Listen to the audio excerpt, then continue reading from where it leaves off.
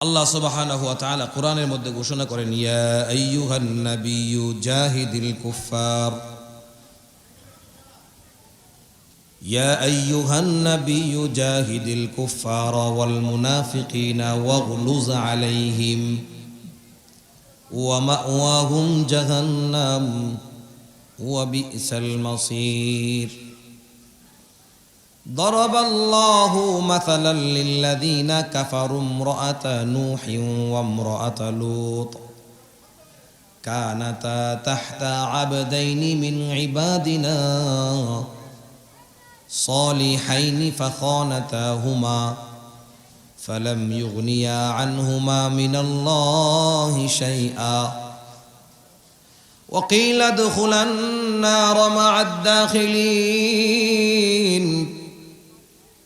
وضرب الله مثلا للذين آمنوا امرأة فرعون إذ قالت رب ابن لي عندك بيتا في الجنة ونجني من فرعون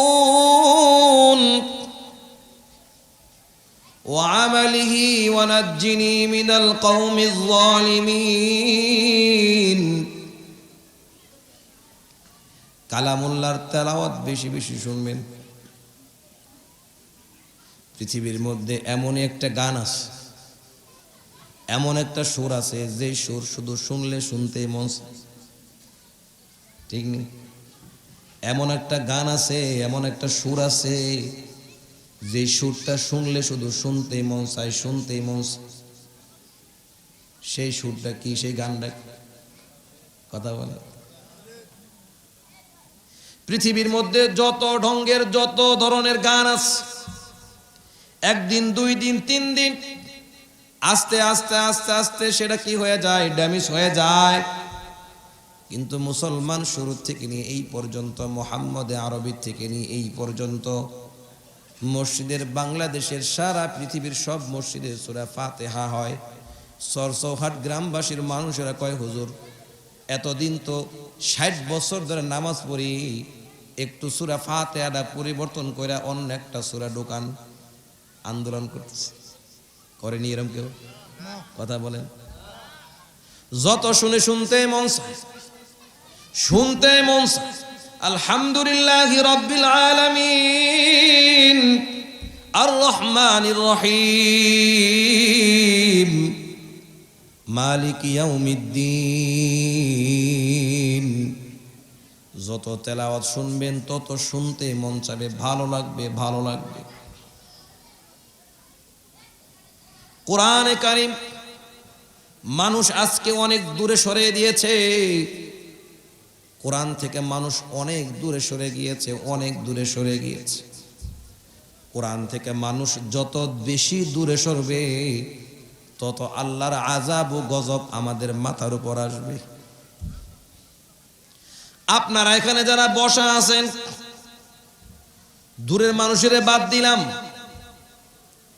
আপনাদেরকে যদি জিজ্ঞেস করি, ভাই কোরআন তেলাওয়াত করেন, দেখে দেখে আপনি সূরা ফাতিহাটা পড়েন, নামাজের মধ্যে যে কয়টা সূরা তেলাওয়াত লাগে, মুখস্থ লাগে, এই কয়টা সূরা তেলাওয়াত করেন, দেখবেন মুরব্বি যদি দুই একটা থাকে, জিহ্বার বাড়িতে দাঁত দুই একটা খুইলা পড়ব। কথা কয়? আপনি যদি বলি ভাই আপনি একটা সূরা পড়েন, এমন ভাবে জিহ্বার লড়াইবো, আশপাশের দাঁত দুই একটা যদি লড়ে সেটা খুইলা খুইলা পড়ে দেব। আহারে মুসলমান, আল্লাহর কালাম পড়তে জানো না? আল্লাহর কালাম থেকে কত দূরে সরে আছো, অথচ তোমার কাছ থেকে যদি 1 টাকা চাই, 1 টাকা তোমার কাছ থেকে নেওয়া যাবে না। টাকা চিল্লা, টাকার মায়া চিল্লাই জন্য টাকা দিতে রাজি না। দুনিয়া চিল্লাই জন্য দুনিয়া ছাড়তে রাজি না। স্ত্রীর মহব্বত বুঝলা, এই জন্য স্ত্রী কাউকে কথা বলতে দাও না। সন্তান চিল্লা, এই জন্য সন্তানকে অবাধ্য কাজের মধ্যে লিপ্ত হইতে দাও না। মদকে চিল্লা, এই জন্য মদ থেকে দূরে সরে থাকলা। যে সমস্ত জিনিস দুর্গন্ধ, এটা চিনার কারণে তাকে তুমি পরিহার করলা। এখানে গরুর গোশত দেওয়া আছে, মুরগির গোশত দেওয়া আছে, ব্রয়লার মুরগি দেওয়া আছে, 3 আইটেমের গোশত দেওয়া আছে। আপনাকে আমি বলে দিলাম হুজুর যেটা রুচি লয় আপনি সেটাই খান। আমি কিন্তু ব্রয়লার মুরগি ধরবো না, আপনার কথা বলতেছি না, আমার কথা বলতেছি। আমি কিন্তু ব্রয়লার মুরগি ধরবো না, সর্বপ্রথম গরুর গোশতটা আগে খাবো, মচর মচর করে, মজা মজা করে। কারণ আমি জানি এই গরুর গোশত অনেক স্বাদ। গরুর গোশতর কেজি হলো 550 টাকা কেজি, আর ব্রয়লার মুরগি তো হুদা 150 টাকা, 120 টাকা কেজি, তাও 40 দিনে 1.5 কেজি মুরগি। এ ভাই, তুমি গরুর গোশত সামনে, মুরগির গোশত সামনে, মুরগির গোশত তুমি নিলা না, গরুর গোশত তুমি গ্রহণ করলা। আল্লাহ বলে, বান্দারে, পৃথিবীর মধ্যে শ্রেষ্ঠ নিয়ামত, শ্রেষ্ঠ স্বাদ হচ্ছে আল কোরআন। পৃথিবীর মধ্যে সুস্বাদু খাবার হচ্ছে আল কোরআন। পৃথিবীর মধ্যে সুস্বাদু জিনিস হচ্ছে আল কোরআন। মুসলমান কোরআন পড়তে পারি না, কোরআন পড়তে পারি না দাবি করি মুসলমান। আমরা মুসলমান নেই, কথা বলেন। মুসলমান দাবি করি, কোরআন পড়তে জানি না। সময় যদি হয় কোরআন কি হবে, কোরআন পড়লে কি লাভ। যদি সময় থাকে তাহলে ওই দিক ঢুকবো, আলোচনা আমার এইটা না। এটা কেন বলতেছি, মুসলমান অনায়াসে দুনিয়া থেকে বিদায় হইতেছে। এখানে যারা বসা আছেন 10 বছর আগে এখানে আরো অনেক লোক ছিল না? 10 বছরের ব্যবধানে লোকগুলা মাটির সাথে মিশে গেল। আজকে আমরা এখানে বসে আছি, 10 বছর পরে এই লোকগুলার আর খুঁজে পাওয়া যাবে না। আজকে চেয়ারে বসা, 10 বছর পরে এগুলার খুঁজে পাওয়া যাবে না, বিলুপ্ত হয়ে যাবে। কিন্তু কোরআনবিহীন কবরে ঢুকতেছেন। এই জন্য চরচৌহাট মুসলমান মুরব্বী বাবা সবাইকে অনুরোধ করে বলি, বিশেষ করে ইমাম সাহেব হুজুরদেরকে বলবো, আপনারা মুসল্লিদেরকে সময় দিবেন। ইমামতি এটা কোনো কাজ না। আমি একলা নামাজ পড়লেও পড়তে হতো, সেই একলা নামাজটা না পড়ে নামাজটা আমি পড়াইতেছি। মুসল্লিদের পিছনে সময় দিবেন, হুজুরদেরকে বলবো মুসল্লিদেরকে পিছনে সময় দিবেন। কাল কিয়ামতের ময়দানে আল্লাহর কাছে ধরা খাইতে হবে। মুসল্লিগুলো আপনার কাছে আমানত। বলবে, আল্লাহ আমরা অজ্ঞ ছিলাম, ইমাম সাহেবকে রাখছিলাম। ইমাম সাহেব যদি আমাদেরকে ধৈরা বসায় সূরা ফাতিহা শিখাইতো তাহলে আমরা শিখতাম, কিন্তু শিখাই নাই। এই জন্য ধরা খেয়ে যাবেন। আপনি আপনার ধরার থেকে বাঁচার জন্য প্রত্যেকটা মুসল্লিকে আপনি নামাজ শিক্ষা দিবেন, কোরআন শিক্ষা দিবেন। মুরব্বী বাবাদেরকে বলবো, আপনারা হয়তো হতাশ হয়ে গিয়েছে। হুজুর এই বয়সে আমি তো কথা বলতে পারি না, দাঁত পড়ে গেছে, কথা এলোমেলো হয়ে যায়। এখন কোরআন কিভাবে শিখবো? আপনি যদি এই জন্য টেনশন করেন, না, আপনাকে আল্লাহর রাসূল টেনশন করতে না করছেন। রাসূলুল্লাহ সাল্লাল্লাহু আলাইহি ওয়াসাল্লাম আপনাকে টেনশন করতে না করছেন।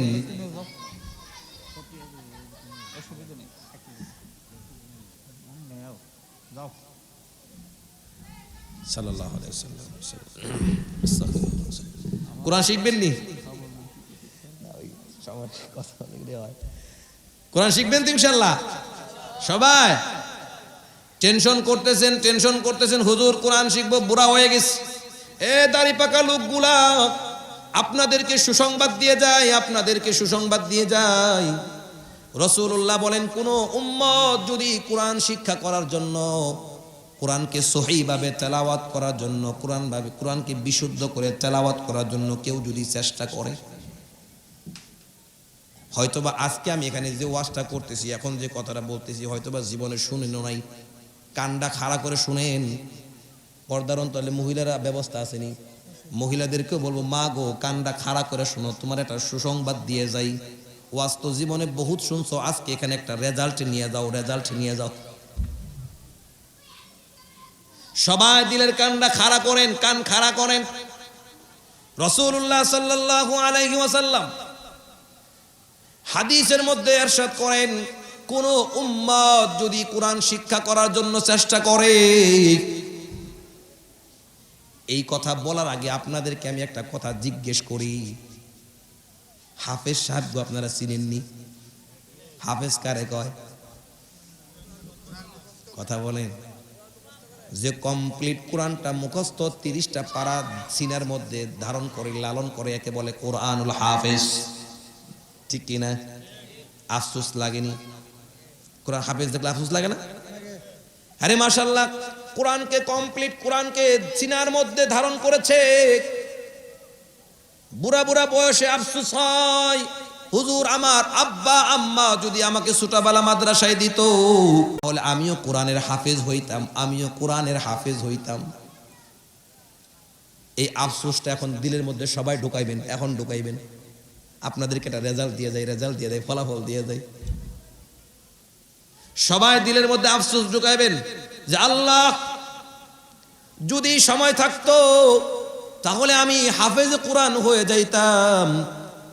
এখন তো সময় নাই, এই জন্য হাফেজ কোরআন হতে পারতেছি না। না না না, জন্ম থেকে নিয়ে মৃত্যু পর্যন্ত হচ্ছে শিখার সময়। কথা বলেন। জন্ম থেকে নিয়ে মৃত্যু পর্যন্ত শিখার সময়। ও মুসলমান, কাল কিয়ামতের ময়দানে হাফেজ কোরআন, হাফেজ কোরআনের সম্মান আল্লাহ এত দিবেন, এত দিবেন। জান্নাতীদের মধ্যে সবচেয়ে বড় নিয়ামত, জান্নাতীদের মধ্যে সবচেয়ে বড় নিয়ামত, যেই বাড়িটা আল্লাহ দিবেন, সেই বাড়িটা দিবেন আল্লাহ হাফেজদের জন্য। সুবহানাল্লাহ কর। হাফেজদের সমান আরো এত বড় বাড়ি হবে না, হাফেজদের বাড়ি যত বড় হবে। এই হাফেজের আব্বা আম্মাকে এমন ইজ্জত, এমন সম্মান আল্লাহ দিবেন, কঠিন ময়দানে সবার সামনে স্টেজে উঠায়া নূরের মুকুট হাফেজের আব্বাকে পরাবে, নূরের মুকুট হাফেজের আম্মাকে পরাবে। কত সম্মান, কত সম্মান! এই সম্মানে আমরা সকলেই আমরা হতে চাই কিনা? এই সম্মান সকলে আমরা সম্মান অর্জন করতে চাই কিনা? কে কে চান হাত তোলেন। হাফেজ কে কে হবেন? হাত তোলেন। সবাই হাত তোলেন, হাত তোলেন। হাফেজ কে কে হবেন? 2 হাত তোলেন। দিলের থেকে নিয়ত করেন, আল্লাহ বলেন, জোরে বলেন, আল্লাহ আমরা হাফেজ হইতে চাই। আল্লাহ আমরা হাফেজ হইতে চাই। আল্লাহ আমরা হাফেজ হইতে চাই। আল্লাহ কবুল করেন, আমিন বলেন। এবার রেজাল্ট আপনাদেরকে দিতেছি, শুনেন। মুহাম্মদ আরবি সাল্লাল্লাহু আলাইহি ওয়াসাল্লাম উম্মতদেরকে সুসংবাদ দিয়ে দেন, হে আমার উম্মত, তোমাদেরকে একটা সুসংবাদ জানায় দেই। বুড়া বুড়া হয়ে গেছে, দাঁত পড়ে গেছে, তাকেও সুসংবাদ দেই। সেও যদি কোরআনকে সহি করার জন্য, শুদ্ধ করার জন্য চেষ্টা করে, কোরআনকে মুখস্থ করার জন্য চেষ্টা করে, এই চেষ্টা করতে করতে ধরেন কথার কথা আলহামদু আলহামদু আলহামদু আলহামদু, এই আলহামদু শব্দটা শিখতেও আপনার 10 বছর যদি লাগে। কয় বছর? এমন বুড়া আসেনি যে আলহামদু শরীফ শিখতে 10 বছর লাগবো? আসেনি? কিরকম? সব বিষয় হইলে 1 মাস লাগতে পারে। আলহামদু আলহামদু বলেন তো দেখি। আলহামদু আলহামদু, এই তো আপনারা 2 বারে দিয়ে শিখা পারলেন। রাসূলুল্লাহ সাল্লাল্লাহু আলাইহি সাল্লাম হাদিসের মধ্যে ইরশাদ করেন, কোন উম্মত যদি শুধু আলহামদু আলহামদু আলহামদুর হাডা শিখতে যদি 10 বছর লাগে, রাসূল কয় উম্মত না না না না না, 10 বছর না, 10 বছর না।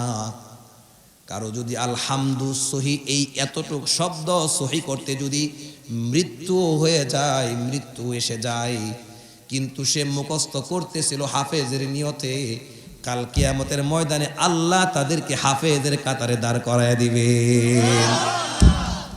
দাঁড়াবেন নি? দাঁড়াবেন হাফেজদের কাতার ইনশাআল্লাহ। এখন থেকে, আজকে থেকে মসজিদের ইমাম সাহেবকে বলবেন, হুজুর আমার হাফেজ বানাইবেন, হাফেজ বানাইবেন, আমি হাফেজ হইতে চাই। আমি হাফেজ হয়ে মৃত্যুবরণ করতে চাই, নামাজটা পড়ে 2 রাকাত নামাজ পড়বে, মালিকের দরবারে ডাক দিবেন, মালিক আপনি আমাকে হাফেজে কোরআন বানায় কবরে রয়েন, আল্লাহ আপনি আমাকে হাফেজে কোরআন বানায় কবরে নিয়েন। এই দোয়াটা আল্লাহর কাছে করবেন। আল্লাহ তো আপনার মনের খবর ভালো জানে। যদি দিলে দিলে আসলেই সত্যিকারের নিয়তটা করতে পারেন, হাফেজ হব হাফেজ হব, আরো সবচেয়ে বড় সুসংবাদ, কবরের সমস্ত মানুষের প্রশ্নের সওয়াল জবাব হবে। কথা বলেন, কবরের সমস্ত মানুষের প্রশ্নের সওয়াল জবাব হবে, কিন্তু হাফেজ কোরআনে হবে না। সুবহানাল্লাহ। হাফেজ কোরআনের প্রশ্নের সওয়াল জবাব নাই কবরে। যে সমস্ত লোকগুলা সভাপতি সাহেব পুরা মানুষ আজকে মাহফিল থেকে হাফেজ হওয়ার নিয়ত করেছে, কালকেও যদি মৃত্যুবরণ করে, আগামী কালকেও যদি মৃত্যুবরণ করে, উনার কবরও সওয়াল জবাব নাই। সুবহানাল্লাহ। ওয়াজ শেষ, যা নেওয়ার নিয়ে ফেলছেন। যদি আমল করতে পারেন জিন্দেগি সফল, আমল করতে পারলে জিন্দেগি সফল। এবার চলেন ভিতরে যাই। আল্লাহ বলে, ইয়া আমল নিছেন নি? আমল নিছেন? নিছেন? ওয়াজের মগজগুলাকে দিয়ে দিলাম, রেজাল্ট দিয়ে দিলাম আগে। এবার চলেন ভিতরে যাইয়া, আইয়ুহান নাবিয়্যু জাহিদিল কুফার। আল্লাহ আল্লাহর নবীকে সম্বোধন করে ডাক দেয়, ইয়া আইয়ুহান নাবিয়্যু, হে আমার নবী আমার হাবিব, জাহিদিল কুফার ওয়াল মুনাফিকিন ওয়াগলুজ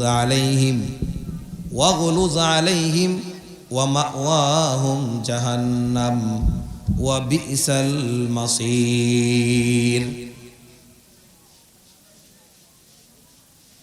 ইয়া আইয়ুহান নাবিয়্যু, হে নবী হে নবী।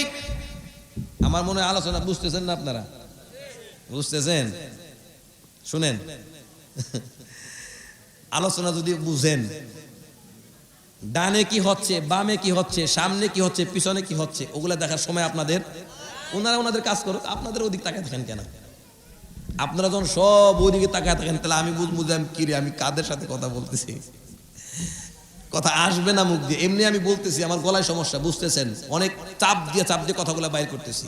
আপনি মনে করতেছেন শুধু আপনাদের এমনি তো মাহফিল না, তো আপনারা যেমন দাওয়াত দিচ্ছেন, মানুষ তেমন ডাকে, খুব চাপ দিয়ে কথাগুলো বলতেছেন।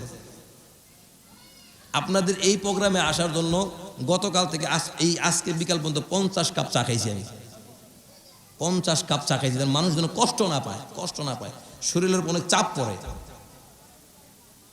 এই কাপ ভরে ভরে চা খাইছি, কাপ যে মুসল্লিগুলো যেন কষ্ট না পায়। আপনারা যদি এদিক সেদিক তাকায় থাকেন, তাহলে তো কথা বলে মজা পাওয়া যাবে না। খেয়াল করবেন, এদিক খেয়াল করবেন, এদিক খেয়াল করবেন।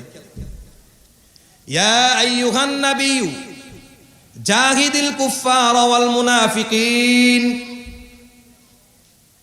ইয়া আইয়ুহান নাবিয়্যু, হে নবী হে নবী। নবীকে সম্বোধন করে ডাক দিয়েছেন আল্লাহ। জাহিদিল কুফার ওয়াল মুনাফিকিন, আপনি কাফেরদের বিরুদ্ধে জিহাদ করেন। কি বলছে? কাফেরদের বিরুদ্ধে জিহাদ করেন, কাফেরদের বিরুদ্ধে জিহাদ করেন। ওয়াল মুনাফিকিন, মুনাফিকদের বিরুদ্ধেও জিহাদ করেন। ওয়াগলুজ আলাইহিম, শুধু জিহাদ বলে ক্ষান্ত থাকেন না, নরম হয়েন না, নরম হয়েন না। ওয়াগলুজ আলাইহিম, মজবুত থাকেন, শক্ত থাকেন, কঠিন হয়েন। যারা মুনাফিক, যারা কাফের, ইসলামকে নিয়ে যারা দুশ্মনী করে, তাদের বিরুদ্ধে আপনি নরম হয়েন না। কার ঘোষণা? যুবক, কার ঘোষণা? যুবক যৌবনের শক্তি দিয়েছে কে? আরো জোরে বলেন কে? এই শক্তিটা ব্যয় করবা কার রাস্তায়? আজকে তুমি শক্তিটা ব্যয় করো দলের মধ্যে। এক দল এক গ্রুপ আর এক গ্রুপের মধ্যে লড়ালড়ি, মারামারি, ধাওয়া পাল্টির মধ্যে তুমি তোমার শক্তি প্রয়োগ করো। যুবক বাবারে, 2টা পা ধরে বলে যাই, না না না, তোমারে আমারে আল্লাহ যে শক্তিটা দিয়েছে, এই শক্তিটা প্রয়োগ করার জন্য আল্লাহ নির্দেশ দিয়েছেন দিনের রাস্তায়। কোথায়? সবাই বলেন কোথায়? দ্বীনের রাস্তায় শক্তি প্রয়োগ করার জন্য বলতেছেন, ইয়া আইয়ুহান নাবিয়্যু জাহিদিল কুফফারা ওয়াল মুনাফিকিন, হে নবী আপনি কাফেরদের বিরুদ্ধে জিহাদ করেন, আপনি মুনাফিকদের বিরুদ্ধে জিহাদ করেন।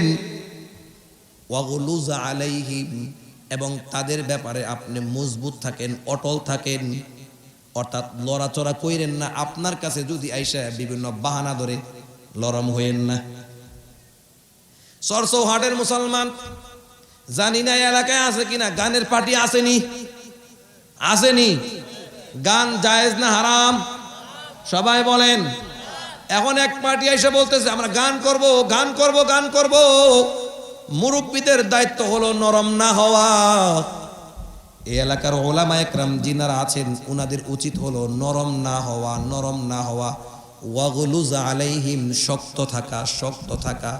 জীবন থাকবে তো গান হবে না, জীবন চলে যাইতে পারে, এরপরও গানের স্বীকৃতি দিতে। আরো জোরে বলেন। ওয়াগলুজ আলাইহিম ওয়া মাওয়াহুম জাহান্নাম। বাবারে কোরআন থেকে বলতেছি সরাসরি, হেদায়েতের মালিক আল্লাহ। আমার কোনো বানানি কিচ্ছা কাহিনী বলতেছি না, বা তাফসীরও করতেছি না, তরজমা করতেছি, শাব্দিক তরজমাগুলা করতেছি। আল্লাহ বলে কাফেরদের বিরুদ্ধে জিহাদ করেন, মুনাফিকদের বিরুদ্ধে জিহাদ করেন, এবং তাদের ব্যাপারে আপনি শক্ত থাকেন, অটল থাকেন, অনর থাকেন, লড়াচড়া কইরেন না, নরম হইেন না, নরম হইেন না। কয় যারা মুনাফিক, যারা কাফের, যারা মুনাফিক, যারা কাফের, কাফের যারা আল্লাহকে অস্বীকার করে, ডাইরেক্ট আল্লাহকে অস্বীকার করে। যেমন যেমন আপনারা হয়তো বা অনেক জায়গায় শুনেন, একটা সমাজের মধ্যে প্রচলন বাক্য আছে, কথা আছে, আল্লাহর ধন নবীরে দিয়া আল্লাহ গেল কি হইয়া। কথা বলেন না? আসেনি? গান একটা আসেনি, আল্লাহর ধন নবীরে দিয়া নবী গেল গায়েব হইয়া, নবীর ধন খাজারে দিয়া নবী গেল গায়েব হইয়া। সেই ধন খাজাই লইয়া খাজায় ঘুমায় আজমিরিতে, বাবা তোমার দরবারেতে কেউ ফিরে না খালি হাতে। গান একটা আসেনি? বাবারে প্রত্যেকটা মুসলমানের পায়ে ধরে অনুরোধ করি, কুফুরি গান, কুফুরি গান, ইমান নাই, বেঈমান, বেঈমান, বেঈমান। যেই লোকটা বলে আল্লাহর দন খাজারে, আল্লাহর দন নবীরে দিয়ে আল্লাহ গেল গায়েব হইয়া, আল্লাহ কই গেছে? আল্লাহ গেল কোথায়? নবীর দন খাজারে দিয়া নবী গেল গায়েব হইয়া। সে আল্লাহর দন নবীর দন খাজাই লইয়া আজমিরিতে ঘুমায়। এই জন্য সবাই তো আজমিরির কাছে বাবার দরবারে জয়া জয়া সন্তান চায়। আসেনি এলাকায়? বাবার দরবারে গিয়ে সন্তান চানেওয়ালা লোক আছে কিনা? বাবারে না না না না না, ভুল থিউরিতে আছো। মসজিদের ইমাম সাহেবের সাথে পরামর্শ করে কাজগুলা কইরো, এদিকে যাইতেছি না, সময় নেই। আল্লাহ বলেন যারা এই কাজগুলা করবে, যারা আল্লাহর সাথে কুফরি করবে, ওয়াল মুনাফিকিন, মুনাফিক কাকে বলে দেখেন, এক কথায় উত্তর দিচ্ছি। সভাপতি সাহেবের কাছে আমি ভালো, এখানে উনার কথাটা বলি, উনার পক্ষপাতিত্ব করি, আবার বাহিরে গিয়ে উনার কথাটা উল্টা রটাই, উনার কাছে ভালো সাজি, আবার আরেক জায়গায় গিয়েও ভালো সাজি। আসেনি এরকম? এখানকার কথা এখানে লাগায়, এখানকার কথা এখানে লাগায়, মুনাফিকি স্বভাব। এই লোকগুলা চিহ্নিত করবেন, এগুলো সমাজের ভাইরাস, এগুলা সমাজের ভাইরাস, সমাজের ভাইরাস। তাদের ব্যাপারে কি শাস্তি আল্লাহ নিজেই ঘোষণা দিচ্ছেন, ওয়াহুম জাহান্নাম, তাদের ঠিকানা হচ্ছে জাহান্নাম, তাদের ঠিকানা জাহান্নাম। ওয়া বিসাল মাসির, জাহান্নাম কত ভয়ানক। আল্লাহ বলে ওয়া বিসাল মাসির, বান্দারে সেই জাহান্নাম কত নিকৃষ্ট স্থান, কতই না নিকৃষ্ট স্থান। কার ঘোষণা? আল্লাহ যেখানে বলতেছে জাহান্নাম কত নিকৃষ্ট স্থান, জাহান্নাম কত নিকৃষ্ট স্থান। এ মুসলমান, আজকে আপনি কোন দিকে অগ্রসর হচ্ছেন, কোন দিকে ধাপিত হচ্ছেন, কোন দিকে যাচ্ছেন, কোন দিকে অগ্রসর হচ্ছেন? আপনার পথের গতি কিন্তু ভালো না, আপনার চলার গতি কিন্তু ভালো না। আপনি কিন্তু সামনে যেভাবে অগ্রসর হচ্ছেন, আপনি অনিবার্য, আপনার পদস্খলন অনিবার্য, পদস্খলন অনিবার্য। যেভাবে দুনিয়ার দিকে সামনের দিকে অগ্রসর হচ্ছেন, না না না না, আপনার রেজাল্ট কিন্তু ভালো না। এই জন্য মুসলমানদেরকে বলি, সঠিক আকীদার মধ্যে ফিরে আসেন, সঠিক পথের মধ্যে ফিরে আসেন। আল্লাহ এখানে কোনো পুরুষের বর্ণনা দেন নেই, এখানে 3-4 জন মহিলার বর্ণনা আল্লাহ এই সূরার মধ্যে, এই শেষ আয়াতের মধ্যে বর্ণনা দিছেন। দরাবাল্লাহু মাতালাল লিল্লাযীনা কাফারু ইমরাআতা নূহিন ওয়া ইমরাআতা লূত। দরাবাল্লাহু মাতালাল লিল্লাযীনা কাফারু ইমরাআতা নূহিন ওয়া ইমরাআতা লূত। নূহ আলাইহিস সালাম কি ছিলেন জানেননি? নূহ আলাইহিস সালাম নবী ছিলেন, বলেন কি ছিলেন? লূত আলাইহিস সালাম নবী ছিলেন। নবী অর্থাৎ পৃথিবীর মধ্যে শ্রেষ্ঠ মহামানব, পৃথিবীর মধ্যে শ্রেষ্ঠ মানুষ।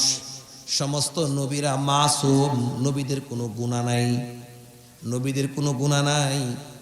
এমন শ্রেষ্ঠ নবী, এমন মহামানব হযরতে নূহ আলাইহিস সালাম, হযরতে লূত আলাইহিস সালাম আল্লাহর মনোনীত রাসূল, আল্লাহর মনোনীত রাসূল। হযরতে নূহ আলাইহিস সালামের বিবি, হযরতে লূত আলাইহিস সালামের বিবি, ওনারা কিন্তু মুসলমান ছিল না। নবীর বিবি এরপরও মুসলমান না। আল্লাহ এখানে আপনাকে আমাকে মেসেজ দিয়ে শিক্ষা দিল, দরাবাল্লাহু মাসালাল লিল্লাযীনা কাফারু ইমরাআতা নূহ।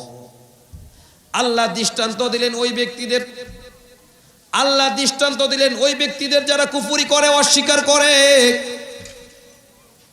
দরাবাল্লাহু মাসালাল লিল্লাযীনা কাফারু ইমরাআতা নূহ ওয়া ইমরাআতা লূত।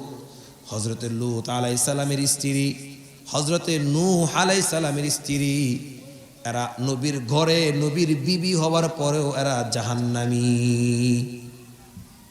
একটা মানুষের সবচেয়ে কাছের, আমার দিলের খবর, মনের খবর, মোটামুটি সব কিছু, আমার ভিতর বাহির সব কিছু সাধারণত বেশিরভাগ জানে হলো বিবি।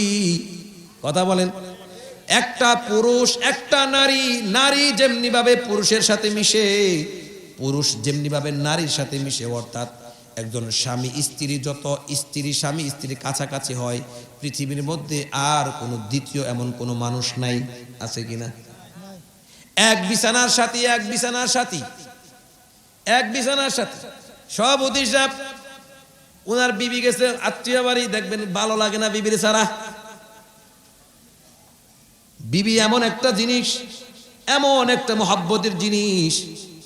বিবি হচ্ছে কি আমার জামার শরীরের পোশাক, আমার শরীরের কি পোশাক, যেমন আমার শরীরের সাথে লাগা আছে, এটা যেমন এটার লেগে মহাব্বত লাগে।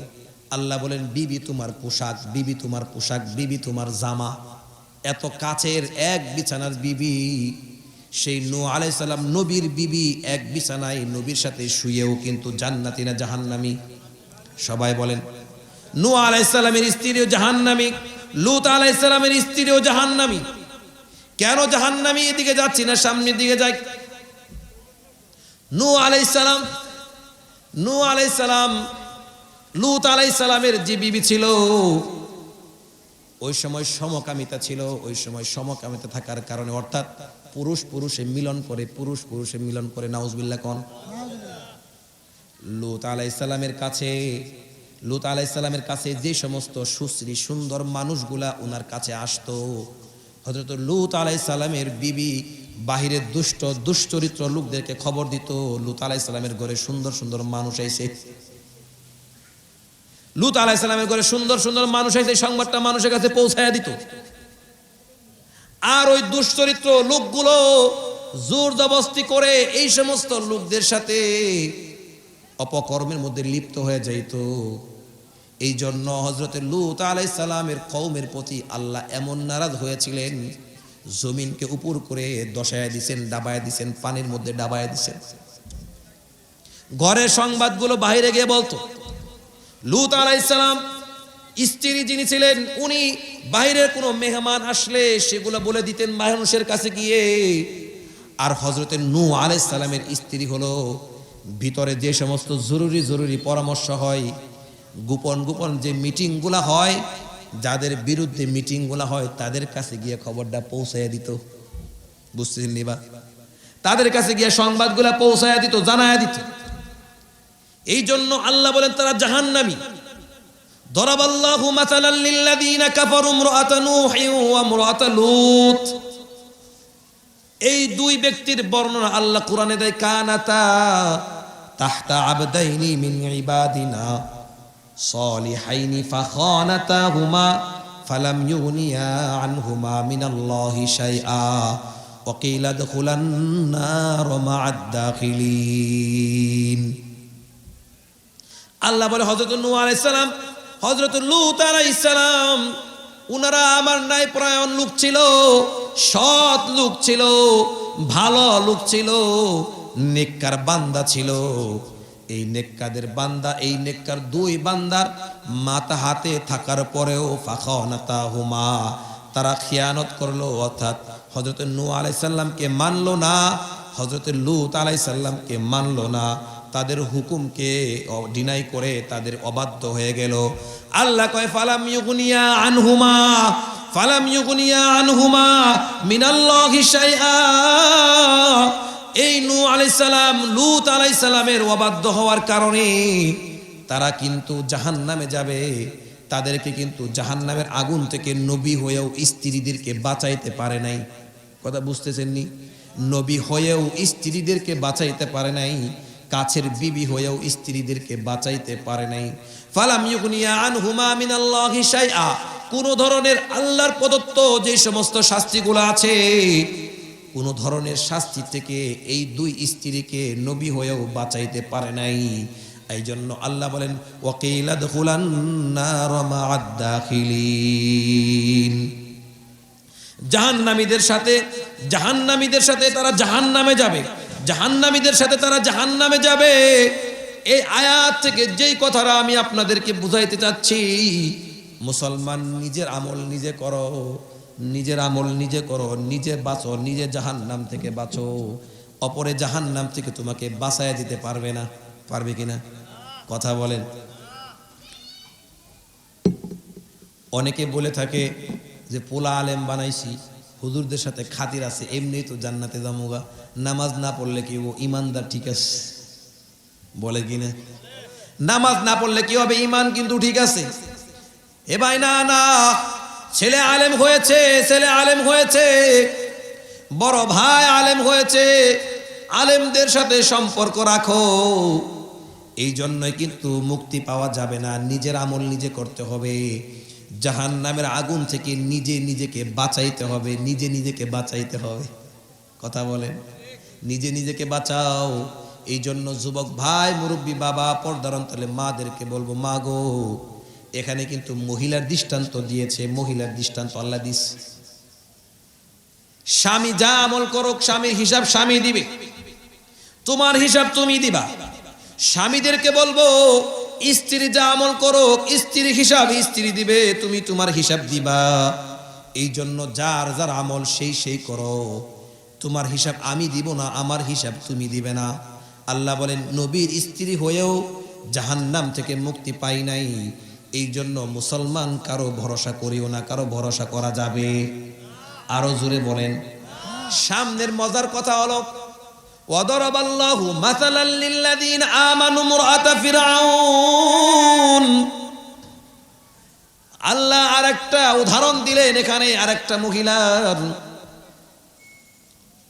যে মহিলা হযরতে ফেরাউনের স্ত্রী ছিল। ফেরাউন কি হযরত? কথা বলেন, হযরত ফেরাউন। হ্যাঁ, ফেরাউনের নাম শুনলে মানুষ কি হাসে? ফেরাউনের নাম কারো রাখে? আপনার এলাকায় কারো ফেরাউন নাম আছে? রাখবে কেউ? ফেরাউন, তার নামটা কত নিকৃষ্ট, নামটা পর্যন্ত নিকৃষ্ট। আল্লাহর কাছে নামটাও কত অপছন্দ। এই জমিনে কোনো হিন্দুর পোলার নামও দেখবেন না ফেরাউন রাখছে, কোনো খ্রিস্টানের নাম ওরা দেখবেন ফেরাউন রাখছে। আরো নিচে আসেন, আরো নিচে আসেন, মানুষ বিভিন্ন পশু পাখিকে মহাব্বত করে টুনি টুনি করে ডাক দেয় কিনা? এই পর্যন্ত পৃথিবীর জমিনে এমন কোন পশুর নাম কেউ মহাব্বত করে রাখে না, এই পশুটার নাম ফেরাউন। কথা বলেন, এত নিকৃষ্ট, এত নিকৃষ্ট। এই ফেরাউনের বিবি দিয়ে আপনাকে আমাকে শিক্ষা দিচ্ছে, ওয়াদারাবাল্লাহু মাসালাল লিল্লাযীনা আমানু ইমরাআতা ফিরআউন। হে মুসলমান ইমানদার, তোমাদেরকে একটা দৃষ্টান্ত দিচ্ছি। তোমরা তো শুধু অজুহাত দেখাও, অজুহাত দেখাও। বাবা কথাগুলো খেয়াল করেন, অজুহাত দেখায়। এই লোকগুলার যদি ডাক দিয়ে আসেন, নামাজে আসেন, কয় কাপড় ঠিক নেই। কি কয়? কাপড় ঠিক নেই। কিরে ভাই কাপড় ঠিক নেই মানে? কয় হুজুর পেশাব করে ঢিলা লই নেই, এই জন্য কাপড় ঠিক নেই। অজুহাত দেখায়। লোকটারে বলে আসেন নামাজে আসেন, কয় হুজুর শরীরের মধ্যে কেদা, নামাজ পড়া যাবে না। ভাই আসেন এই কাজটা করি, কয় হুজুর এই সমস্যা সেই সমস্যা। অজুহাত দেখায় কিনা? কথা বলেন। আল্লাহ বলেন ওয়াদারাবাল্লাহু মাসালাল লিল্লাযীনা আমানু ইমরাআতা ফিরআউন। ফেরাউনের ক্ষমতা কেমন ছিল সবাই জানেন। কেমন ক্ষমতার অধিকারী হলে খোদা দাবি করতে পারে? কেমন ক্ষমতার অধিকারী হলে খোদা দাবি করতে পারে? কেমন শক্তিশালী থাকলে খোদা দাবি করতে পারে? বুঝতেছেন নি? এমন ক্ষমতাসীন, এমন ক্ষমতাসীন। ফেরাউন যা বলে সেটাই হয়। যদি বলে বৃষ্টি নাম, আসমান থেকে বৃষ্টি নেমে গেত। আসমান থেকে বৃষ্টি নামতে বললে বৃষ্টি নেমে দিত। ফেরাউন যা কয় তাই হইতো। একবার ফেরাউন তার রাজ্যের মধ্যে বসছে, ফসলের মধ্যে দান হয় না, দান হয় না, চাষ হয় না। প্রজারা সবাই বলতেছে খোদা বৃষ্টি দরকার, বৃষ্টি দরকার। কয় ঠিক আছে, আগামীকালকে বৃষ্টি হইব, যাও চলে যাও, আগামীকালকে বৃষ্টি হবে। এবার ফেরাউন তো ক্ষুধা, ফেরাউন ক্ষুধা, ক্ষুধার কাছে বৃষ্টি চাইতে আইছে। এবার ফেরাউনের সৈন্যবাহিনী হলো শয়তান। কেনা? শয়তান। শয়তান। ফেরাউন হলো ক্ষুধা আর শয়তান হলো নবী। ফেরাউন হলো ক্ষুধা, শয়তান হলো নবী। এনেও লম্বা কিচ্ছা আছে, কাহিনী আছে। এই ফেরাউন শয়তানদেরকে পরামর্শ করে বলল, আমার বান্দারা তো আমার কাছে বৃষ্টি চাইছে, অন্তত বৃষ্টি না দিতে পারলে তো আমার ক্ষুধায় তো শেষ হয়ে যাইব। এবার কয় খোদা আপনি চিন্তা করেন না, আগামীকালকে বৃষ্টি হইব, আপনি ঘোষণা দিচ্ছেন সকালবেলায় বৃষ্টি হইব। এবার সব শয়তান সবগুলা মিলা পরামর্শ কইরা যেখানে যেখানে বৃষ্টি দরকার, যে এলাকায় বৃষ্টি দরকার, সবগুলা উপরে উঠে উঠে পেশাব করে দিছে। তাফসির আছে, তাফসির আছে। উপরে উঠে পেশাব করে দিছে, পেশাব করে দিছে। সকালবেলা মানুষগুলো উঠে ঘুম থেকে উঠে ঘর থেকে বাইরে যেতে পারে না, গন্ধ ঠেলায়। খালি গন্ধ আর গন্ধ। কই কিরে খোদার কাছে চাইলাম বৃষ্টি, কেমন বৃষ্টি দিল? খালি দি গন্ধ হয়, খালি দি গন্ধ হয়, খালি দি গন্ধ হয়। জমিনের মধ্যে যে সমস্ত চারাগুলা হালকা হালকা হয়েছিল, এই পেশাবের গন্ধে দকের সবগুলা মরে গেছে। সবাই খোদার কাছে এসে কয় খোদা বৃষ্টি চাইলাম, দিছেন কি? কয় ঠিক আছে, এটা গজবের বৃষ্টি আইছে, আগামীকালকে ভালো বৃষ্টি আইব। এবার গভীর রজনীতে ফেরাউন জঙ্গলে গিয়ে বলে, মালিক আমি তো খোদা না, আমি তো বুয়া খোদা। আমি তো খোদা না, আমি তো ভুয়া খোদা। অতএব আপনি তো রাজত্বের মালিক, আপনি তো ক্ষমতার অধিকারী। আমি দিনে সামান্য সময়ের জন্য খোদায়িত্ব চাই, আমার জান্নাত চাই না। যত জান্নাতের নাজ নিয়ামতগুলো আছে সবগুলো আপনি আমাকে দুনিয়াতে দিয়ে দেন। আল্লাহর কাছ থেকে বাজেট করে করে নিয়ে আসতো, বাজেট করে করে নিয়ে আসতো। হযরতে মূসা আলাইহিস সালাম উনার জাদুকর বাহিনীর সামনে যখন মূসা আলাইহিস সালাম পাশ করে ফেললেন, জিতে ফেললেন, তখন সমস্ত জাদুকররা বলল, আমান্তু বিমূসা, আমান্তু মূসা, আমান্তু মূসা, আমান্তু মূসা। আমরা মূসার উপর কি আনলাম? ঈমান আনলাম, মূসার খোদার উপর ঈমান আনলাম।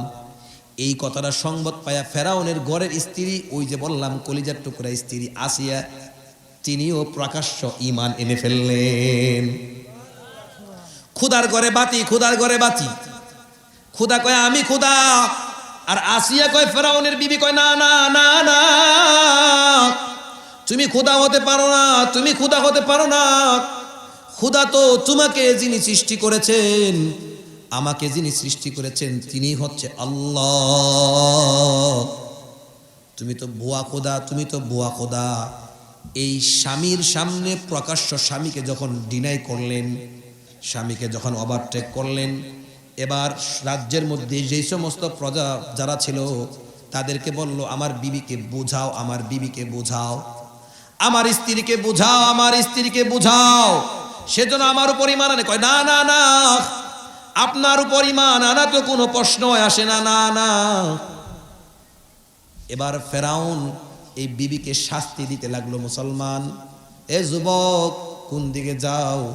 একজন মহিলা সে যদি ফেরাউনকে খোদা মানতো তাহলে তো তার ক্ষমতার শেষ নেই, ক্ষমতার শেষ নাই।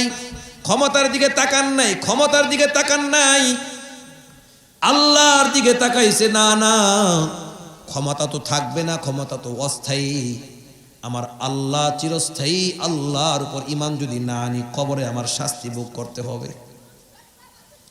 এই জন্য ফেরাউনকে ওভারটেক করে আল্লাহর উপর ঈমান আনলেন। আল্লাহর উপর ঈমান আনার পর ফেরাউন শাস্তি দিতে লাগলো, ফেরাউন শাস্তি দিতে লাগলো। যখন ফেরাউন এক পর্যায়ে এমন শাস্তি দিবে, মুফাসসিরিন ইকরাম এই আয়াতের তাফসীরের মধ্যে বলেন, আসিয়া রাদিয়াল্লাহু তাআলা আনহাকে ওয়ালের মধ্যে এভাবে দুইটা হাত এভাবে রাখছেন, এভাবে রাখা এই হাতের মধ্যে প্যারাক দিছেন, এই হাতের মধ্যেও প্যারাক লাগাইছে, পায়ের মধ্যেও প্যারাক লাগাইছে, এই পায়ের মধ্যে প্যারাক লাগাইছে, শরীরেও প্যারাক লাগাইছে। মুসলমান কথা বলা সহজ, চিন্তা করিয়েন। দরাবাল্লাহু মাসালাল লিল্লাযিনা কাআমানু মুরআতা ফিরআউন ইয ক্বালাত রাব্বি ইবনি লি ইনদাকা বাইতান ফিল জান্নাহ। এই অবস্থা দেখে মালিকের দরবারে আসিয়া রাদিয়াল্লাহু তাআলা আনহা ডাক দিলেন, আল্লাহ রব্বি ইবনি লি ইনদাকা বাইতান ফিল জান্নাহ। সুবহানাল্লাহ। রব্বি ইবনি লি ইনদাকা বাইতান ফিল জান্নাহ। ফেরাউন যখন সৈন্য বাহিনীদেরকে আদেশ করলেন, উপর থেকে পাথর নিক্ষেপ করে আসিয়াকে শেষ করে দাও। এই অবস্থা দেখে আসিয়া রাদিয়াল্লাহু তাআলা আনহা আল্লাহর দরবারে চিৎকার দিয়ে বললেন, ইয ক্বালাত রব্বি ইবনি লি ইনদাকা বাইতান ফিল জান্নাহ। ইয়া আল্লাহ, আপনি আমার জন্য আপনার কাছে একটা বাড়ি বানান। সুবহানাল্লাহ। আল্লাহ আপনার কাছে, কার কাছে? আল্লাহ আপনার কাছে। আল্লাহর কয় আল্লাহ আপনার কাছে, আপনার কাছে। ইনদাকা বাইতান ফিল জান্নাহ, জান্নাতে আমার জন্য আপনার কাছে একটা বাড়ি বানান। দেখেন, দ্বীনের জন্য একটু কুরবান করছেন যুবক বাবা, মুরব্বী বাবা গো, দ্বীনের জন্য শুধু একটু কুরবান করছে, একটু কুরবান করছে। কুরবানিটা হলো ফেরাউনকে খোদা মানে নাই, শাস্তি কি আসবে দেখে নাই। ফেরাউনকে খোদা মানে নাই, শাস্তি কি আসবে দেখে নাই। আল্লাহকে মেনেছে, আল্লাহর দ্বীনের উপর চলেছে। এই জন্য আল্লাহর কাছে এত পছন্দ হয়েছে। এই বান্দি আল্লাহর কাছে আরজি করতে দেরি, আল্লাহর কাছে আরজি করতে দেরি। আসিয়া রাদিয়াল্লাহু তাআলা আনহার জন্য জান্নাতের মধ্যে আল্লাহ একটা বাড়ি বানায় দিয়েছেন। ওয়ানাজ্জিনি মিন ফিরআউন ওয়া আমালিহি ওয়ানাজ্জিনি মিনাল কওমিজ জালিমিন। কওমে জালেম থেকে আল্লাহ হযরত আসিয়াকে নিষ্কৃতি দিলেন। এই জন্য মুসলমান সবাইকে বলবো, যুবক বাবা, চরচৌহাটের মুসলমান মা বোনদেরকে বলবো, স্বামী যদি শরীয়ত গর্হিত কোনো আদেশ করে স্বামীর কথা মানা যাবে না। স্ত্রী যদি স্বামীকে শরীয়ত গর্হিত কোনো আদেশ করে, বাবা যদি মাকে, বাবা যদি স্ত্রীকে, স্ত্রী যদি স্বামীকে, সন্তান যদি মাকে, বাবা যদি সন্তানকে শরীয়ত গর্হিত কোনো আদেশ করে, শরীয়ত গর্হিত কোনো আদেশ করে, শরীয়ত গর্হিত যদি কোনো আদেশ করে, কয় হুজুররা তো ওয়াজ করে আব্বা আম্মার সেবা করার জন্য, আব্বা আম্মা যা বলে সব মানতে হবে। না না না, শরীয়ত গর্হিত আদেশ আব্বা আম্মা যদি করে তাদের হুকুম মানা যাবে না। এখানে মহিলাদেরকে দিয়ে আল্লাহ দৃষ্টান্ত দিলেন। ফেরাউন কত ক্ষমতার অধিকারী ছিল, এরপরও আসিয়া ফেরাউনকে মানে নাই, যে না না, তুমিও আল্লাহর সৃষ্টি, আমিও আল্লাহর সৃষ্টি, তোমার সেবা করার জন্য আল্লাহ আমাকে নির্দেশ দিয়েছেন, কিন্তু তুমি শরীয়ত গর্হিত আল্লাহর দ্বীনকে ওভারটেক করে চললে তোমার কথা আমি মানব না। এই জন্য ঘোষণা দিয়ে যাই, কোন স্বামী যদি স্ত্রীকে বেপরদায় চলার জন্য বলে, স্ত্রী যদি স্বামীর কথা না মানে গুনাহ হবে না, গুনাহ হবে না, বরঞ্চ স্বামীর কথা মানলে গুনাহ হবে। কোন আব্বা আম্মা যদি সন্তানকে গুনাহের কাজের জন্য আদেশ করে, গুনাহের কাজের জন্য আদেশ করে, সেই সন্তান যদি আব্বা আম্মার হুকুম মানে, তাহলে মানলে গুনাহ হবে, না মানলে সওয়াব হবে। এই জন্য সব মুসলমানদেরকে বলবো, আল্লাহর দ্বীনের উপর, নবীর আদর্শের উপর কোনো আদর্শ নাই, দ্বীন ইসলামের উপর কোনো দিন নাই। এই জন্য আল্লাহ যে আদেশ দিয়েছেন সেই আদেশ মানব, আল্লাহ যে নিষেধ করছেন সেই নিষেধ মোতাবেক নিজের জীবনকে চালাবো। কথা বলেন, কথা বলেন, চালাবেন তো ইনশাল্লাহ? সবাই চালাবেন ইনশাল্লাহ। হযরত মুহাম্মদুর রাসূলুল্লাহ সাল্লাল্লাহু আলাইহি ওয়াসাল্লাম এই দ্বীনের জন্য কুরবান করেছেন, মানুষের ধারে ধারে গিয়ে গিয়ে দ্বীনের দাওয়াত দিয়েছেন। এক মহিলার কাছে গিয়ে আল্লাহর রাসূল দ্বীনের দাওয়াত দিলেন। দাওয়াত দেওয়ার পরে ওই মহিলা সহ ওই মহিলার মেয়েটা ইসলাম ধর্ম গ্রহণ করলো। কথাটা খেয়াল করেন, আলোচনার শেষের দিকে চলে আসছে। ওই মহিলাটা ইসলাম ধর্ম গ্রহণ করলো। ইসলাম ধর্ম গ্রহণ করার পরপরই 15 দিনের মাথায় ওই মহিলার মেয়েটা দুনিয়া থেকে বিদায় হয়ে চলে গেল। দুনিয়া থেকে বিদায় হয়ে যাওয়ার পর ওই মহিলাকে আবু জেহেল, আবু জেহেল তো আরো সুন্দর নাম, কথা বলেন, আবু জেহেল তো আরো সুন্দর নাম, কারণ নাম কি আবু জেহেল রাখেনি? যারা হজ করতে গিয়েছেন বদরের প্রান্তরে দেখছেন আবু জেহেলের মাথাটা কাইটটা কোণে ফালাইছে। এই আবু জেহেল ওই মহিলাকে ফুসলাইতে লাগলো, ফুসলাইতে লাগলো, কয়ে মুহাম্মদ ধোঁকা দিছে তোমারে, মুহাম্মদ ধোঁকা দিছে। নাউজুবিল্লাহ কোন? মুহাম্মদ বাপ দাদার ধর্মের উপর চুনকালি মারতেছে।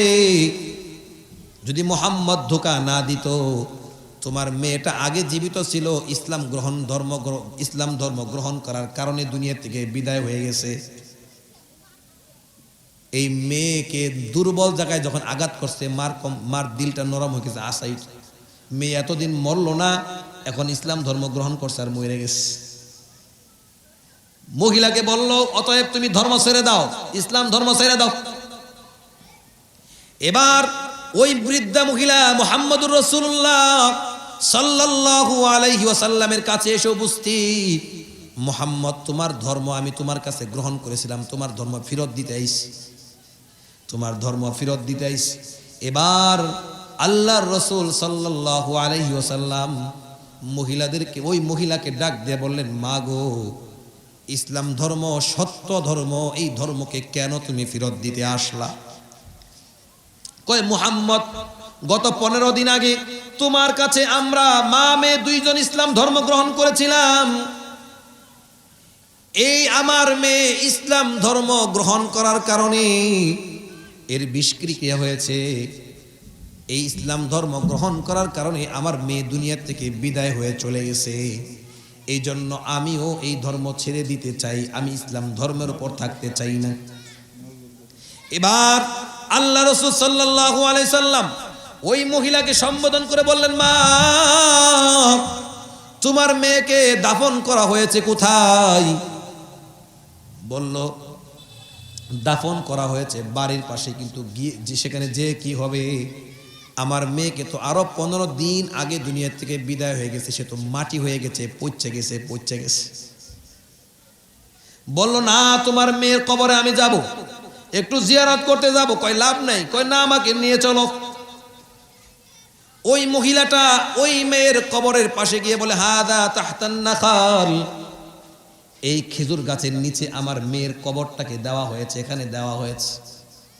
এবার আল্লাহর রাসূল সাল্লাল্লাহু আলাইহি সাল্লাম ওই মেয়েকে ডাক দিলেন, হে মেয়ে, কবরের মধ্যে যে আসো, উঠে চলে আসো।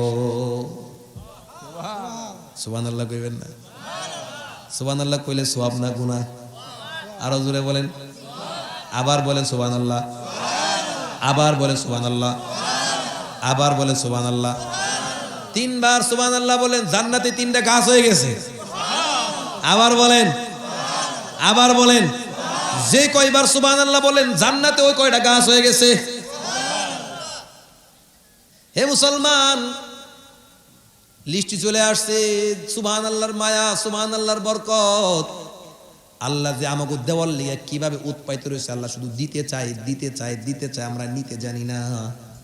এই জন্য আল্লাহ রাসূল সাল্লাল্লাহু আলাইহি সাল্লাম মহিলাকে ডাক দিয়ে বলেন, মা গো তুমি কবর থেকে উঠো, হে মেয়ে কবর থেকে উঠো। আল্লাহ রাসূল ডাক দিতে দেরি, মেয়েটা কবর থেকে উঠে গেছে। উঠে যে বলতেছে, ইয়া রাসূলুল্লাহ আপনি আমাকে কেন ডাক দিলেন, আমাকে কেন ডাক দিলেন? কেবল তো আমার একটু ঘুম আসতেছিল, আমার একটু কেবল ঘুম ধরতেছে, আমাকে আপনি ডাক দিলেন কেন? আমার ঘুমটা তো ভাঙ্গে দিলেন।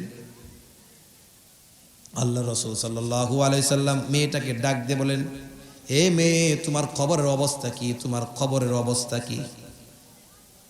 এ মুসলমান মেয়েটা আল্লাহ রাসূলের উত্তরে বললেন, ইয়া রাসূলুল্লাহ আমাকে যখন আমার আত্মীয় স্বজন কবরের মধ্যে রেখে গেল,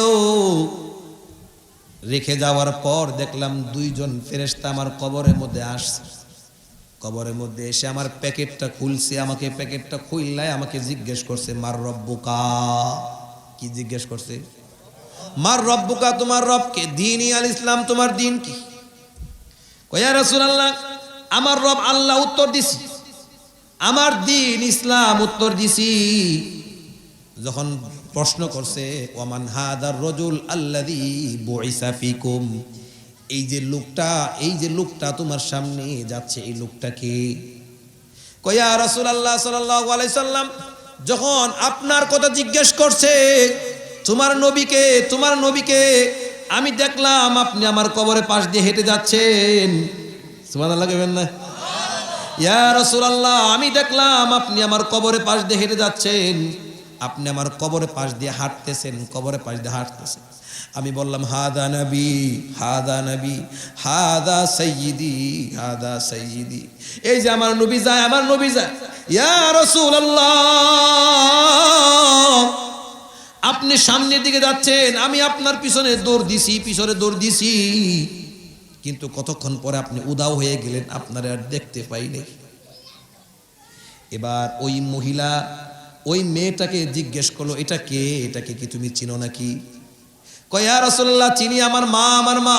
কয় তোমার মা তো ইসলাম ধর্ম ত্যাগ করতে চায়, তোমার মা তো ইসলাম ধর্ম ছেড়ে দিতে চায়, তোমার মা তো ইসলাম ধর্ম ছেড়ে দিতে চায়। আবু জেহেল বুঝাইছে ইসলাম নাকি সত্য ধর্ম না। এবার ওই মেয়েটা মাকে বলল, মা কবর এমন একটি জগৎ, যেই জগতে কোনো বিছানা নাই, বালিশ নাই, কোনো কিছুই নাই। আছে কি না? আপনাদের এদিকে কবর দিলে বালিশ দেয়নি? কথা বলেন। শুনেন, 3টা প্রশ্ন। কবরের প্রশ্ন কয়টা? সবাই বলেন, প্রশ্ন কয়টা? কবরের প্রশ্ন 3টা।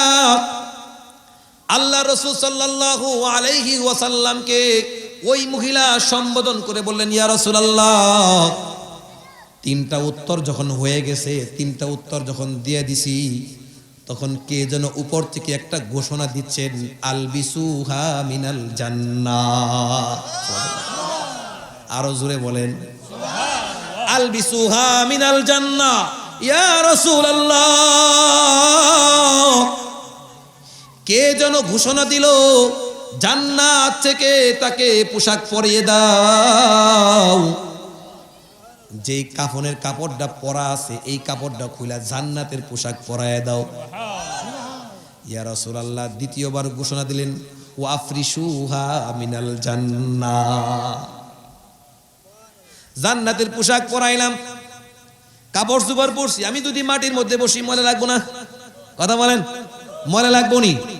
কে যেন ঘোষণা দিল, আফরিশুহা মিনাল জান্নাহ, জান্নাত থেকে বিছানা এনে দাও, এই মহিলাটারে জান্নাত থেকে বিছানা এনে দাও।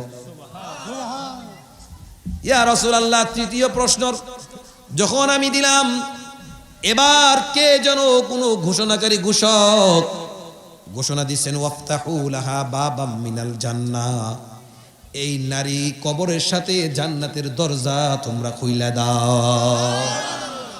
কবরের প্রশ্ন কয়টা? কথা বলেন, নিয়ামত কয়টা? আরো জোরে বলেন। হে ভাই, 500 টাকা 1000 টাকা গজের কাপড় যদি কেউ গায়ের মধ্যে লাগায়, কেউ যদি ৮০,০০০ টাকা খাটের দাম, ১,০০,০০০ টাকা খাটের দাম, সেখানে ঘুমাই। স্যার হোস্টেলে বসে বসে কয়, জানো নি আমার পোলায় ৮০,০০০ টাকা খাট বানাই দিছে, আমার ছেলে ১,০০,০০০ টাকা খাট বানাই দিছে। সাধারণত আমরা ঘুমাই ২৫,০০০ টাকা ২০,০০০ টাকার খাটে ঘুমাই, ঠিক কিনা? যখন সন্তান ১,০০,০০০ টাকা দিয়ে খাট বানায় দেয় বাবাকে, বাবাই খুশিতে আত্মহারা, বাবাই খুশিতে আত্মহারা। এবার আপনাদের কাছে আমার জিজ্ঞাসা হলো, জান্নাতের যে পোশাক আপনাকে আমাকে পরিধান করানো হবে, গোটা পৃথিবী যদি বিক্রি করা হয়, ওই জান্নাতের কাপড়ের যে সুতা, একটা সুতার সমান দাম হবে না। মুসলমান এখন বুঝে আসবে না, এখন বুঝে আসবে না। যখন দুনিয়া থেকে বিদায় হবেন, ৩ টুকরা কাপড় দিয়ে পেঁচিয়ে যখন ঢুকিয়ে দেওয়া হবে, তখন কিন্তু ঠিকই বুঝে আসবে, তখন ঠিকই বুঝে আসবে। এই জন্য কবরের প্রশ্ন ৩টা, তোমার রবকে, তোমার দিন কি, তোমার নবীকে। ওই মহিলাটা ডাক দিয়ে বলেন, ইয়া রাসূলুল্লাহ, এই ৩টা প্রশ্নের উত্তর হইতে দেরি, কবরের মধ্যে ৩টা নিয়ামত আসতে দেরি হয় নাই। খাট পালং বিছায়া দিস, জান্নাতের দরজা খুললে দিস, সুগ্রাণ গ্রাণ আসতেছে।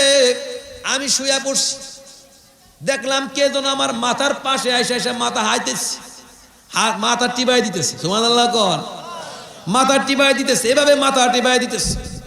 আমি বললাম, ভাই কে মাথায় টিপাই দিচ্ছ আমাকে, তুমি কে? ওই যেই লোকটা মাথা টিপাই দিচ্ছে, ওই লোকটা বলল, আমি তোমাকে মাথা টিপাই দিচ্ছি, আমি হলাম তোমার দুনিয়াতে সদকা, দুনিয়াতে যে সমস্ত তুমি দান সদকা করেছিলা, আমি সেই তোমার সদকা। যেই সদকা তুমি করেছিলা, নিজের অর্জিত সম্পদ কষ্ট করে উপার্জন করেছো, সেই সদকা আমি তোমার কবরের মধ্যে আজকে মানুষের রূপ ধারণ করছি। নৌম কা নৌমাতিল আরুস, বাসর ঘরে যেমন যুবক বিবাহ করে যখন বাসর ঘরে আসে, ওই রাতটা যে আনন্দর, আর পৃথিবীর মধ্যে এরকম আনন্দের কোনো রাত হবে না। বাসর ঘরের যে আনন্দ, এরকম আনন্দ আর হবে না। কবরের মধ্যে যখন বিছানা বিছিয়ে দেওয়া হবে, সবাই যখন চলে আসবে, তখন ওই কবরের মধ্যে ওই যে সমস্ত দান সদকা আপনি করেছিলেন, মসজিদ নির্মাণ কাজের জন্য যে দানগুলা করেছিলেন, মাদ্রাসা নির্মাণ কাজের জন্য যে দানগুলা করেছিলেন, গরিবদেরকে যে দানগুলা করেছিলেন, রাস্তাঘাট সংস্কার করার জন্য যেভাবে আপনি টাকাগুলা ব্যয় করেছিলেন, সবগুলা যদি আল্লাহর জন্য হয়ে থাকে, সবগুলা যদি আল্লাহর জন্য হয়ে থাকে, তাহলে কবরে যাইতে দেরি এই দান সদকাগুলা মানুষের রূপ ধারণ করে তোমাকে তোমার শরীর টিবায়া টিবায়া দিবে আরামে ঘুমানোর জন্য। এই যে আপনারা কুরবানি দেন, আপনারা কুরবানি দেন না? এ ভাই, এই কুরবানি তো শেষ না, শেষ না, এটা তো থাকবে। আল্লাহর রাসূল হাদিসের মধ্যে ইরশাদ করেন, কুরবানি যার যত মোটা তাজা হবে, যার পশুটা যত সুন্দর হবে, যখন কবর থেকে ওইটা মানুষ হাসরের ময়দানে যাবে, যে যত সুন্দর গরু কুরবানি দিছে, ওই গরুটা কবরের থেকে ওঠার আগে আগেই তার কবরে এসে হাজির হয়ে যাবে। বলবে, তুমি আমাকে কুরবানি দিছিলে, আজকে হাসরের ময়দানে হাইটে যেতে দিব না, আমার উপরে সরো, আমার উপরে সরো, আমার উপরে সরো। এই জন্য যারা কুরবানি দিবেন, মোটা তাজা দিতে পারলেই লাভ। যত মোটা তাজা দিবেন, তত আপনার সোয়ারি তত সুন্দর হবে, দ্রুত গতিতে হাসরের ময়দানে গিয়ে উঠবে। এই জন্য মুসলমান বলি, সম্পদ দুনিয়াতে রেখে যাইতে হবে, সবগুলা থুয়া যাইতে হবে। সম্পদ এই পর্যন্ত পৃথিবীর কেউ, কথা বলেন, পৃথিবীর কেউ নিতে পারছে? ফেরাউন এত ক্ষমতার অধিকারী ছিল, এত দাপট ছিল ফেরাউনের, সে কি ভালোভাবে কবরে ঢুকছে না পানির চুবে মরছে? কথা বলেন, পানি ডুইবা ডুইবা, পানি খায়া খায়া, পানি খায়া খায়া দুনিয়া থেকে বিদায় হয়ে গেছে। শূন্য হাতে মিশরের মধ্যে খালি হাতে ফেরাউনের বডি পড়ে রয়েছে, দেখছেন নি? হে মুসলমান, কিছুই নিয়ে যাওয়া যাবে না। কিন্তু আপনাদেরকে বলি, আল্লাহ রাসূল সাল্লাল্লাহু আলাইহি ওয়াসাল্লাম হাদিসের মধ্যে ইরশাদ করেন, তিনটা কাজ কবরের মধ্যে বৈশা বৈশাও সওয়াব পাইতেই থাকবে, সওয়াব পাইতেই থাকবে। এক পথিক রাস্তা দিয়ে চলতেছিল, কবরের পাশ দিয়ে হাঁটতেছে, দেখে যে কবরের ভিতর থেকে আওয়াজ আসতেছে, তাবারাকাল্লাযী বিয়াদিহিল মুলকু ওয়া হুয়া আলা কুল্লি শাইইন কাদির আর রহমান আল্লামাল কুরআন। কবর থেকে কোরআনের আওয়াজ আসতেছে, কোরআনের আওয়াজ আসতেছে। এক পথের পথিক এই কোরআনের আওয়াজটা দেখে আশ্চর্যান্বিত হয়ে বললেন সুবহানাল্লাহ। এবার ওই কবরওয়ালা ভিতর থেকে বলতেছে, ভাই আমি আজকে 10 বছর যাবত একটা সেকেন্ডের জন্য কোরআন তেলাওয়াত থেকে বিরত থাকি নাই। সুবহানাল্লাহ। তাহলে এবার চিন্তা করেন কত হাজার বার সূরা রহমান, সূরা মুলক তেলাওয়াত করছে। ভাই আমি যত দিন ধরে কবরে আছি, এই 10 বছর ধরে কবরে আছি, 10 বছরের সূরা মুলকের আমল, সূরা রহমানের আমল তোমাকে দিয়ে দিব, বিনিময়ে তুমি যে সুবহানাল্লাহ কইলা এইটার সওয়াবটা তুমি আমারে দিয়ে দাও। তাহলে কবরের মধ্যে কোরআন পড়লেও সওয়াব নাই, কবরের মধ্যে নামাজ পড়লেও সওয়াব নাই, কিন্তু কবরের মধ্যে সওয়াব আছে, কবরের মধ্যে সওয়াব আছে। কেউ যদি দুনিয়াতে সৎ কাজে কোনো কাজ করে যায়, মসজিদ মাদ্রাসা গরিবদেরকে উপহার কোনো টাকা পয়সা দিয়ে যায়, তাদেরকে সাহায্য সহযোগিতা যদি করে যায়, তাহলে কবরে বৈশাও এর সওয়াবটা চলতেই থাকবে।